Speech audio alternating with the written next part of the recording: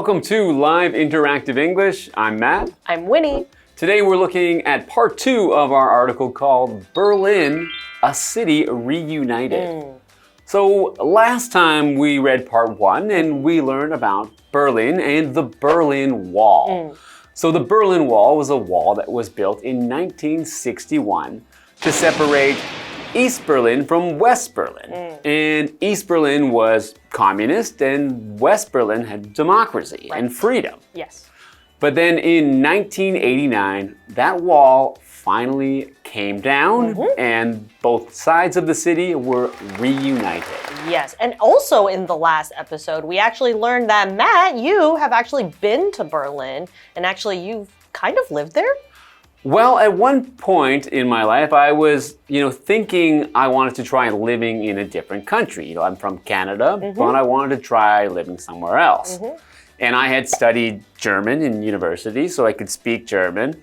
And I have an Irish passport, which is an EU passport, which means I don't need any special permit to live in the EU. Right. So I went to Germany.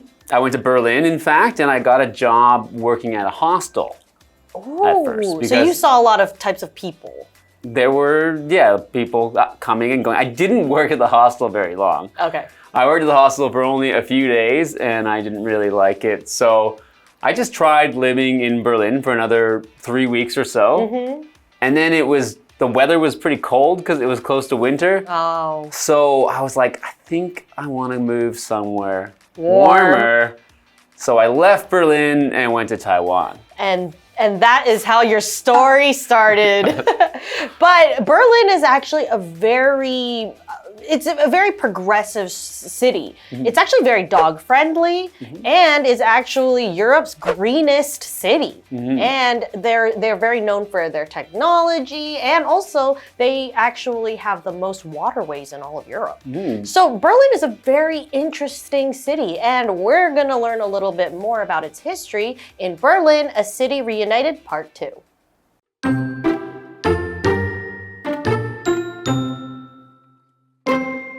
Today, parts of the Berlin Wall remain as symbols of Berlin's troubled history. The East Side Gallery is a surviving section of the wall that is covered in drawings by artists from around the world. Another significant location is Checkpoint Charlie. In the past, this was a crossing point between East and West Berlin. Now it's a popular tourist attraction, with a nearby museum. At this museum, visitors can learn more about the history of the Berlin Wall and the Cold War.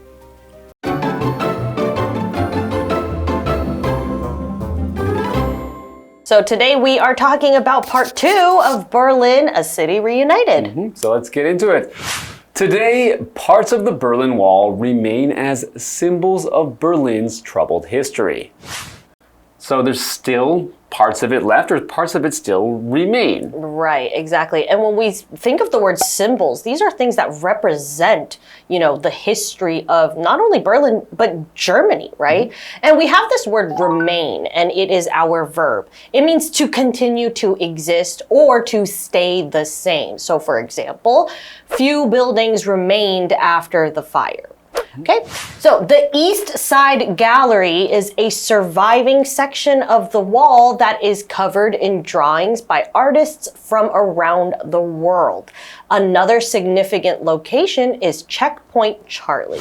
And so when we use this word surviving, that means to live through or to still be there, right? And we're talking about the wall that, it was once this very long wall, but then because they took it down, there are still some parts that are still there. So surviving.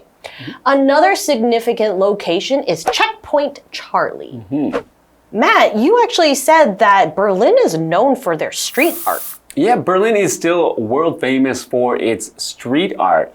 And maybe that's a bit inspired by the days of the street art on the Berlin Wall. But to this day, if you're walking around Berlin or if you're traveling in Berlin, you can see, buildings with huge murals painted by, well-known street artists. Right. And it's cool because a lot of places, when they have a lot of countries and cities, they see graffiti, they try to cover it up as much as they can. But Berlin kind of embraces it and they say, hey, let's let this represent Berlin. So another significant part of the wall that's still there is Checkpoint Charlie. So significant meaning very important or of high value or of high meaning. So in this case, it means it was an important place, and it still is an important place that was part of the wall. So for example, the war was a significant event in our country's history. Right. And then we also have the word location, our noun, and it basically just means a specific place or destination. So for example, I can't find the location of the hotel. So it could be an address even, right? But we're also talking about the specific part of the wall. So continuing on. In the past, this was a crossing point between East and West Berlin. Now it's a popular tourist attraction with a nearby museum. We have the word attraction, and basically that is something that attracts. So a lot of people will be attracted, so be drawn to. They want to go see this. This is something that will draw the attention. And so usually for people who are traveling, they have their sites, they have it planned out. They have things that they want to see. And so this is one of them. Yes, and as we said, it's a tourist attraction. So tourists are people who are traveling and visiting a place for fun or for leisure. They're not there for work. They're not from there. They're not from there. They're there to explore a new place. And they might visit many attractions, which would be tourist attractions. Right. So I have been to Checkpoint Charlie as a tourist because I was there just to see it and experience it. And you're not from Berlin. That's right. Maybe for those 3 weeks, maybe. Very Berlin. All right, so another example. Over 15 million tourists visit the city every year. Wow. Continuing on. At this museum, visitors can learn more about the history of the Berlin Wall and the Cold War. Right. What better way to use that place than to, educate people and say, hey, this is the ground that you're walking on. A lot of things happened here. And I personally would love to go. It's also a great place to take photos. Yes. And I think they usually have a guard there. It's not a real guard anymore, but they have a guard at the checkpoint. Okay. And you can take photos there. So kind of like at Disneyland, they have, Mickey Mouse, but here they have a guard. This is a real historical site, though. Right. Well, I'm excited to see what else is in this article after the break.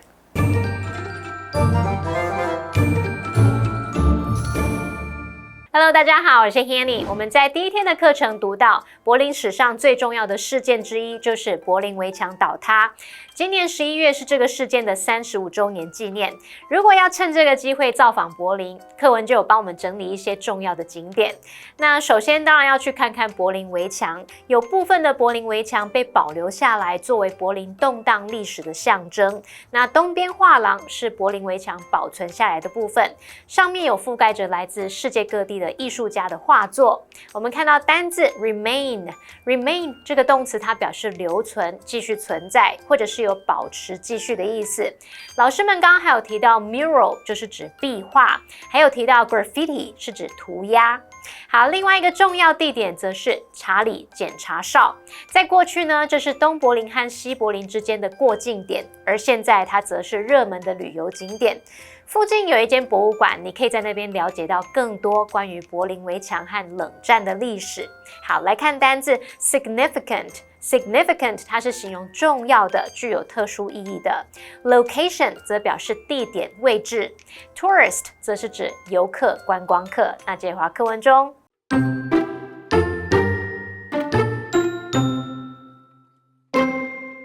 Yet perhaps the most famous of Berlin's historical landmarks is the Brandenburg Gate. This grand structure was built in the 18th century as a symbol of peace. However, during the Cold War, it became part of a no-man's land between East and West Berlin. When the Berlin Wall fell, people celebrated at the Brandenburg Gate, and it became a symbol of peace for a whole new generation. The fall of the Berlin Wall serves as a powerful reminder of how people can come together to create a more united world. People who are in Berlin this November will likely find the event's anniversary a moving experience.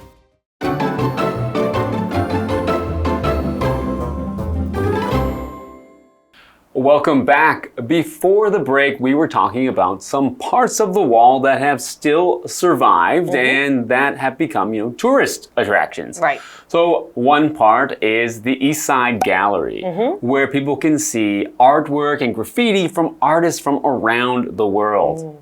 The other popular tourist attraction was Checkpoint Charlie. Which you've been to? I have been to Checkpoint Charlie, and it used to be actually an entry and exit point or between the two sides. Right. And now it's a popular tourist attraction where people can go, and there's even a museum there where people can learn about the history of the Berlin Wall and of the Cold War. Very cool. Okay, well, let's continue on with the article. Yet, perhaps the most famous of Berlin's historical landmarks is the Brandenburg Gate, or the Brandenburger Tor. So we also have this word historical, which means a lot of history, right? So it has been there for a really long time.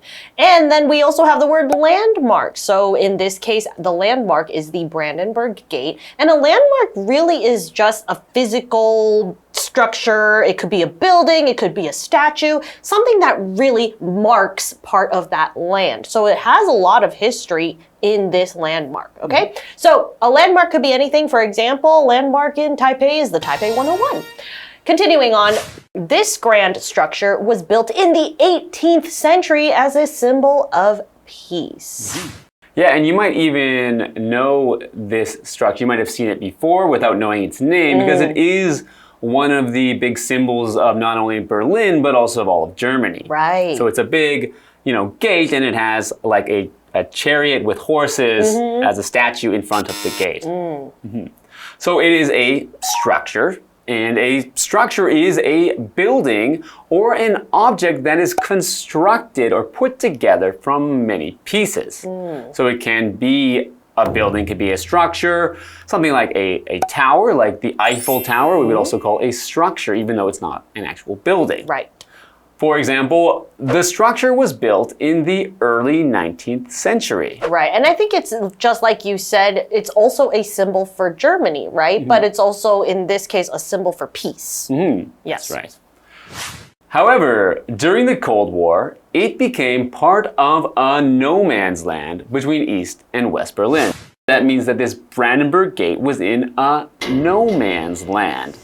So a no man's land is a place where no man or no person can go. Right. We often talk about a no man's land in terms of when there's a conflict or war zone, and they might have an area which they say no one can go, as in between North and South Korea, there is also a no man's land. Right, not claimed. Yes. When the Berlin Wall fell, people celebrated at the Brandenburg Gate, and it became a symbol of peace for a whole new generation. Right. So generation is also a very important word because we're not just talking about the people who experience this whole, this whole wall, right? We're also talking about the future generations or the future people who are to come. Continuing on with the article. The fall of the Berlin Wall serves as a powerful reminder of how people can come together to create a more united world. Matt, what is a reminder? A reminder is something that calls to a memory. So it helps you to think of a memory. So when something gives you a reminder, it lets you remember something. Right. So I might leave a note on my door as a reminder Keys, phone, wallet. A reminder to not forget my keys. Right, exactly. And just now we were talking about symbols, and reminders are very important, and symbols are very important because then the people who are coming after will remember about the history. So continuing on. People who are in Berlin this November will likely find the event's anniversary a moving experience. And of course, when we say this word moving, we're talking about emotional. We're not just talking about moving an object from point A to point B, but we're talking about something that really, even if you're not German, this is something as a person you would feel very moved by. Caused you to feel strong emotional response. Right, exactly. We also have a question. How do you think it would feel to live in a divided city? It would be very strange, as I have never experienced really living in a divided city. Yeah, I don't think many people these days. I don't think it's very hard to imagine what it would actually be like to have, people on the other side of the city living a completely different reality than what you're living. Right, because it's very different from us who are living in different cities, for example. That's our free choice. But, we're talking about this was not a lot of people's choices. So it would be very, very sad, very, very scary. But that pretty much wraps up this whole lesson on Berlin. I hope you learned a lot. We learned a lot. And we'll see you on the next episode. All right, bye.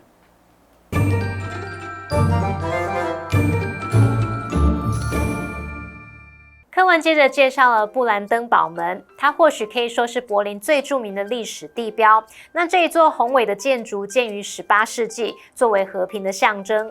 然而在冷战期间，它就成了东柏林和西柏林之间真空地带的一部分。当柏林围墙倒塌时，人们在布兰登堡门庆祝，那它又再度成为新一代的和平象征。好，单字 structure 它表示建筑物或者是结构构造。刚刚 Matt 老师在提到布兰登堡门这个建筑时，提到它有战车跟马的雕像。那么老师说的 chariot， chariot， 它可以指古代的双轮战车。好，那么课文最后提到柏林围墙提醒着人们可以如何携手创造一个更团结的世界。那今年11月在柏林的人可能就会觉得这个事件的周年纪念是一次很令人感动的经历。那这边有用到2个重点，我们进入文法时间。我们来看第一个重点是 WH 疑问词加主词加动词，那这个部分可以用来当名词子句。好 ，WH 疑问词像 what、where、why、when。Who、which、how 等等所引导的名词子句，可以用来当主词、受词或是补语用。举例来说 ，We don't know why she quit。我们不知道她离职的原因。那这时候这个名词子句是当受词用。再看到第二个重点 ，find 加受词加上 to be 再加形容词或名词，表示觉得某人事物怎么样。其中的 to be 可以省略。那么动词 find 在这边就是表达认为或觉得。我们看2个例句，第一个例句是 I found the book inspiring。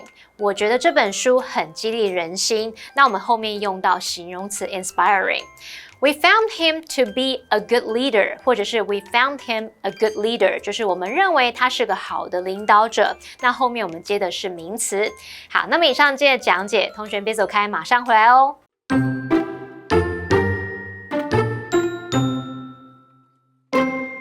Today, parts of the Berlin Wall remain as symbols of Berlin's troubled history. The East Side Gallery is a surviving section of the wall that is covered in drawings by artists from around the world. Another significant location is Checkpoint Charlie. In the past, this was a crossing point between East and West Berlin. Now it's a popular tourist attraction, with a nearby museum. At this museum, visitors can learn more about the history of the Berlin Wall and the Cold War. Yet perhaps the most famous of Berlin's historical landmarks is the Brandenburg Gate. This grand structure was built in the 18th century as a symbol of peace. However, during the Cold War, it became part of a no-man's land between East and West Berlin. When the Berlin Wall fell, people celebrated at the Brandenburg Gate, and it became a symbol of peace for a whole new generation. The fall of the Berlin Wall serves as a powerful reminder of how people can come together to create a more united world. People who are in Berlin this November will likely find the event's anniversary a moving experience.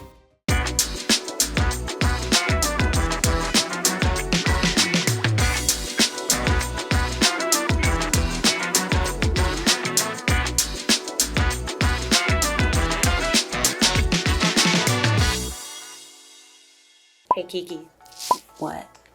you want to hear something interesting? What? Tell me. I heard that Jocelyn got fired. No way. Why? Well, she stole Shane's idea. Now that's some juicy pantry room gossip. You know what that means. It's time for Kiwi on the street. translations. Okay, it's time for some translations, and the topic is chatting in the pantry room. How would you say this first sentence in English? 你看起来有星期一症候群哦。 You look like you have a Monday blues. You look like you have syndrome of Monday. Okay, very good. Or you say, oh, you look like you have the Monday blues. Oh, Monday blues. Yeah, okay. All right, so this one is 今早来的路上塞得水深火热。 How to say 水深火热? Water deep, fire hot? I would say the traffic is really bad. Very good. Yes, exactly. Yeah. Or you could say traffic was bumper to bumper. Bumper to bumper. Yeah, very good though. So what did we learn today? The topic for translations today is chatting in the pantry room. So our first sentence is, you look like you have a case of the Mondays. A case of the Mondays is referring to the Monday blues. When it comes to Monday, people have to go back to work. And sometimes they feel somewhat depressed, almost like a type of sickness. Our second phrase is, I just experienced the traffic from hell this morning. From hell in this instance means the situation is really horrible and not necessarily talking about the place that is described to be hell. Another way to describe bad traffic is the traffic to work this morning was bumper to bumper. That's all for translations today. Kiwi later!